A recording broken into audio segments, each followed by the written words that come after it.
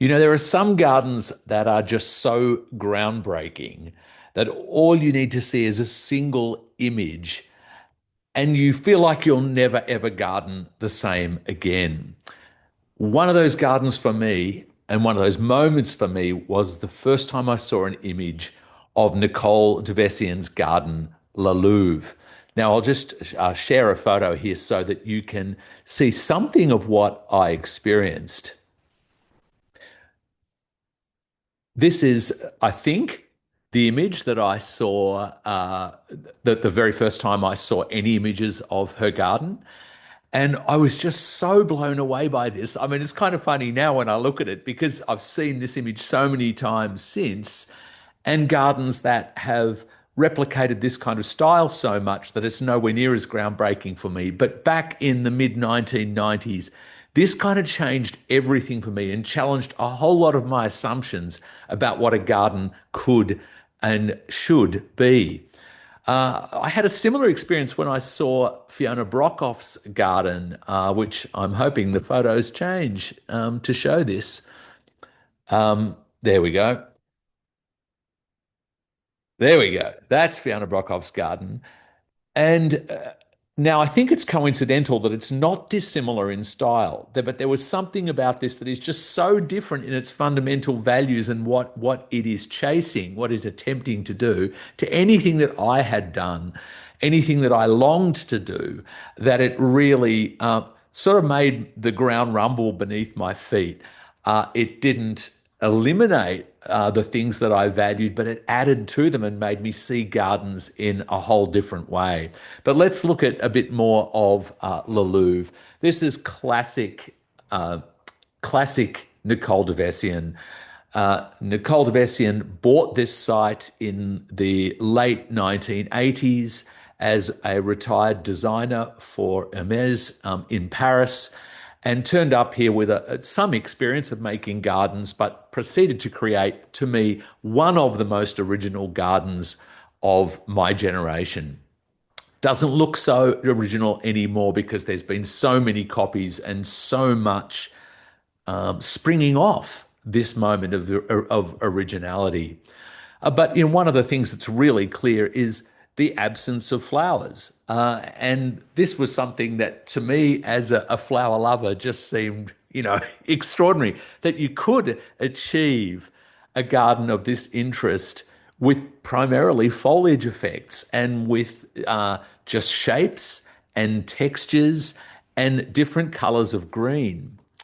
And it's only really struck me that I don't think there's a single place in all these photos where there's a single representation of red or dark kind of burgundy foliage. It's all just greens, all variations of green, various silvery grey greens and dark kind of forest greens, blue greens and limey greens together, all in this sort of desaturated palette.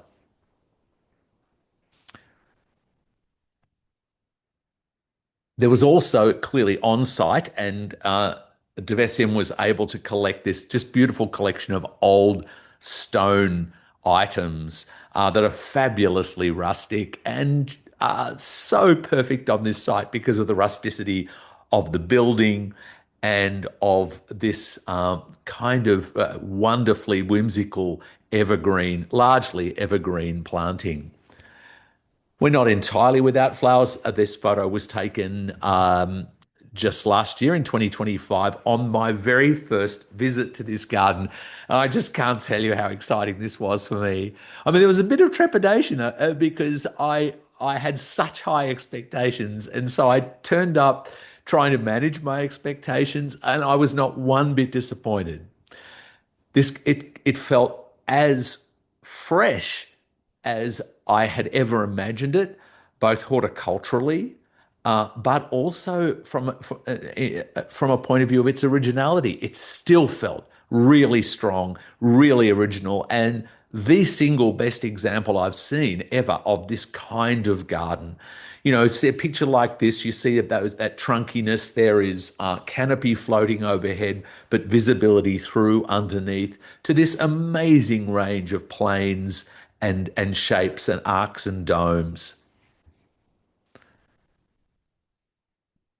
Lovely play of the crisp outline, which most things are cut into a crisp outline, but then just a few things in amongst that with that beautiful, fine, free-form texture. In this situation, say those lavenders coming up to bloom. Here, a whole lavender coming up, garden coming up to bloom.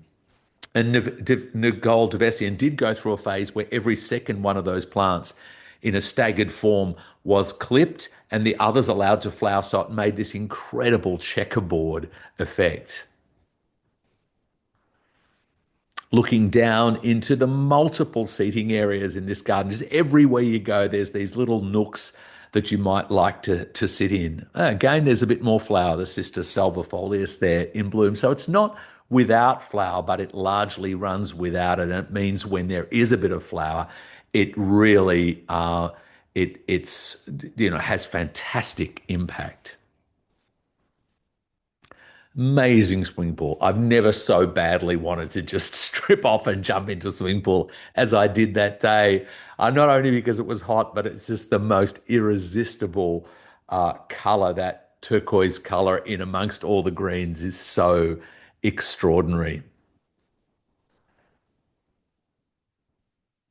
I've always wondered about those two odd upright shapes in this particular image, and you look right back to early days of the garden, and it was represented there. It does feel like a bit of a breakaway. It's one of the questions I have about this garden, but other than that, it just feels like utter perfection. This site has quite a few natural advantages. One of them is that it's a south-facing slope, which would have made it incredibly hot in the days before air conditioning. And I was told, I can't remember the source, but I was told that it would have been a somewhat cheaper site in the village of Bonnieux in Provence, where this garden is located. And because of the fact that it would have been very hot. Nowadays, with split system air conditioning, so that you can silently and really very cost effectively air condition, it makes a huge difference to the livability of a site like this. But the natural advantages of the slope are phenomenal, but also this limestone that dominates the whole site. Whenever I'm using gravel or stone against planting, I'm always trying to get the lightest stone I can because that really makes the plant sing. And this kind of limestone makes plant just makes every plant it sits alongside look better. There's these lovely little terraces like this tiny little raised platform right up against a high wall. And where the level change occurs, just there's mounds of plants along there. So there's no great effort for soil retention, for clean soil retention, just just a little slope which has been planted up and then clipped over. Lovely reuse of old materials. Nicole de Vesians claims that she turned up on this site with very little money and a whole lot of the plants came from or damaged plants or plants on special because of frost damage, such as the Italian cypress, etc. That she'd buy the ones with burnt tops and then cut the tops off them and create these flat tops. But she was also reusing a whole lot of materials on site or materials she could get cheaply, and so often really doing these beautiful landscape effects of several different textures together. Now, this has got to be very carefully done. I've seen it done so badly and seen it done so beautifully, and here it's just beautiful every time, this mixture of landscape materials. Looking down the slope into that absolutely unforgettable pool. And this lovely terrace extending out from the house with this collection of old stone items. It's really interesting to kind of consider how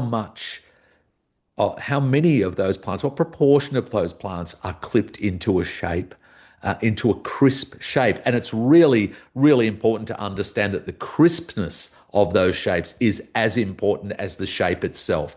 That the crispness of that outline against the free form nearby. So it's not just the shape, it's about how sharp that shape is defined in the landscape. Beautiful playoff of Sister salvifolius in bloom there against all the evergreen. And this is the entrance. I can't tell you how excited I was when I got to this entrance last year. Two of the people on my tour had been to see this garden about 20 years before, and they were as nervous as I was because they were wondering if it was going to be as good as they remembered it. And we peeked over the wall down into the garden, and this one of them just said, "Oh no, this is at least as good as I remember it." And from the moment we walked in the gate, we're just like, "Wow, this is this is as blow your socks off amazing as it was when the photos first appeared in the early 90s." But one of the things that De Vesian did so beautifully with all this clip form is to reflect the shapes of plantings beyond, of natural landscape beyond, that the trees and mounding forms and the hills are all kind of reflected in the clipped shapes. So she took this natural advantage, all of the natural challenges of the site, which is it's very hot and dry, and applied her amazing designer eye and remarkable restraint to create really one of the most groundbreaking gardens of our generation. We're going back this year in 2026 to this garden. I can't wait to go there again in May. If you'd like to join us, please go to www.travellingmasterclasses.com.au and have a look at the detail. There's only a few days left before we have to close these tours. So if you'd like to join us and come and see this garden, as well as a whole lot of amazing gardens of James Basson and other designers in that area in this in around the south of France, we'd love to have you join us. But what a remarkable garden! Whether you come with me or not, you've got to put this garden on your bucket list.